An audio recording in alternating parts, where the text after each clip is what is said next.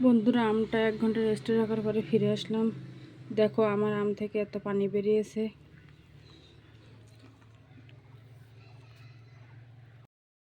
এখন চুলার উপরে একটা কড়াই বসিয়ে দিলাম, দিয়ে ভেজে নেব কিছু শুকনো মরিচ।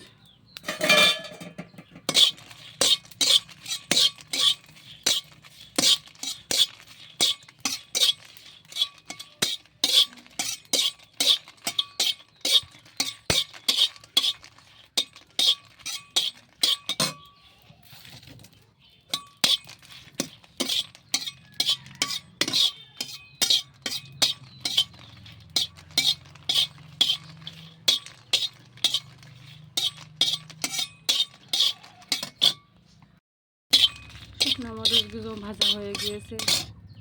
এখন দিয়ে দেবো কিছু পাঁচফোড়ন,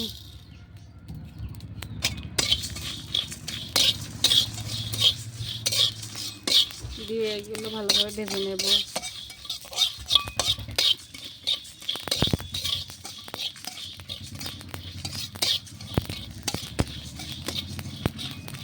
এগুলো ভেজে এখন শিলপাটায় ঢেলে, এখন ওই একই কড়াইতে আমগুলো ঢেলে দেবো।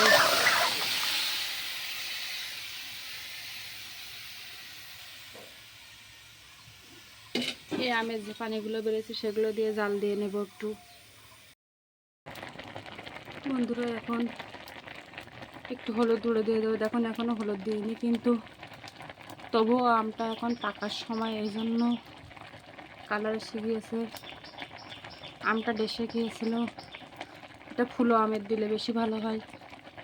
একটু হলুদ গুঁড়ো দিয়ে দেবো হালকা কালারের জন্য।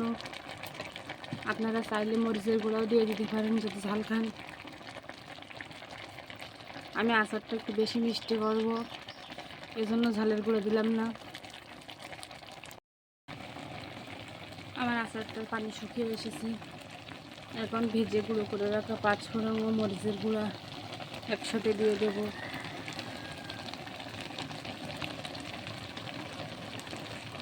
দিয়ে এটা ভালোভাবে মিক্স করে দেবো আস্তে করে। আলতোভাবে মিক্স করব, না হলে আমগুলো ভেঙে যাবে বা ঘেটে যাবে। এখন আমার আচারটা প্রায় শেষের পথে। এখন আবারও দিয়ে দেব 2 চামচ ভিনেগার। এই লাস্টে ভিনেগারটা দিলে আচারটা বেশি দিন টিকবে।